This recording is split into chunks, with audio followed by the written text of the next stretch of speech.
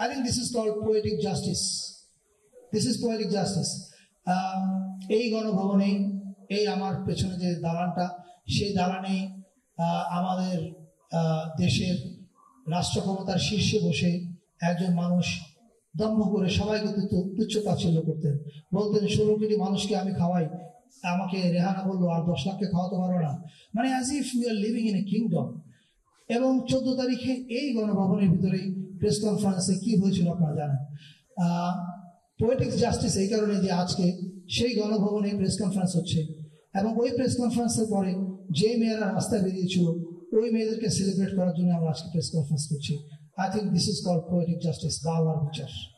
এই গণভবন থেকেই গণহত্যার অনেক পরিকল্পনা হয়েছিল এবং সেটা বিভিন্ন তদন্ত সংস্থার রিপোর্টে এসেছে। তো সেই জায়গায় এটা তো একটা ক্রাইম সিন, এই ক্রাইম সিন নষ্ট হবার ঝুঁকি তৈরি হয় কিনা এই জুলাই জাদুঘর তৈরি করতে গেলে? প্রথম কথা হচ্ছে এখান থেকে যা যা প্রমাণ প্রয়োজন সেই প্রমাণগুলো আমাদের সঙ্গে কোলাবোরেশনের ভিত্তিতে ক্রাইম ট্রাইব্যুনাল অলরেডি নিয়ে গেছে। ফলে এখানে যে জিনিসগুলো আদালতে আলামত হিসেবে উপস্থাপিত হবে এগুলো আইসিটির হেফাজতে আছে, আমাদের কাছে শুধুমাত্র এটার কপি আছে। যখন বিচার শেষ হয়ে যাবে তখন এটার অরিজিনাল কপি আমাদের কাছে আসবে, এটা প্রথম উত্তর।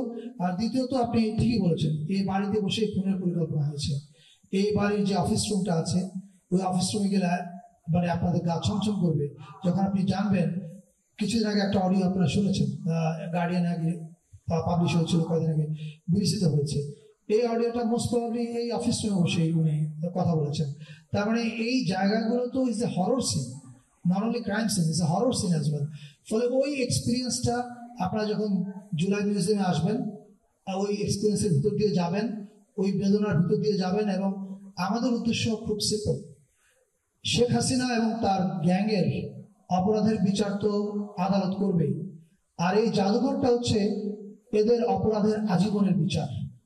ভিজিটররা একবার করে এখানে আসবেন এবং উনি ওনার মতো করে বিচার করবেন এবং সেটা যেন ওই জায়গায় পৌঁছায় আমাদের কিউরেশনটা সেরকম হচ্ছে বলে আমি মনে করি।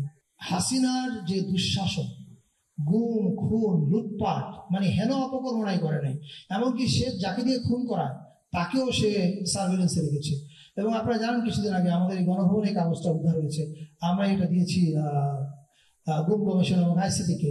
সেখানে একজন দায়িত্বপ্রাপ্ত অফিসার আকুতি জানাচ্ছে যে তার পক্ষে আর গুম করা সম্ভব না। মানে আপনি বুঝতে পারেন যে কি পরিমাণ ট্রমা সে তার বাহিনীকেও দিয়েছে।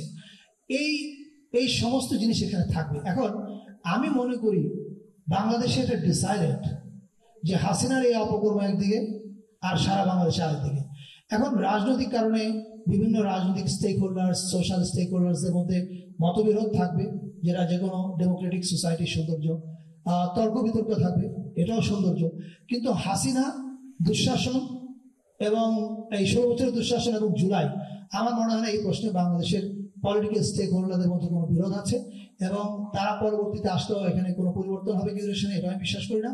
এবং আপনাদেরকে আমি এটাও বলতে চাই যে আমাদের কিউরেটিভ টিম এখানে যাদেরকে নিয়ে কাজ করছে একটা বিশাল ইয়াং ফোর্স, এখানে কোনো একটা নির্দিষ্ট দলের লোক নাই, সকল দলের মানুষজন এখানে কাজ করছে।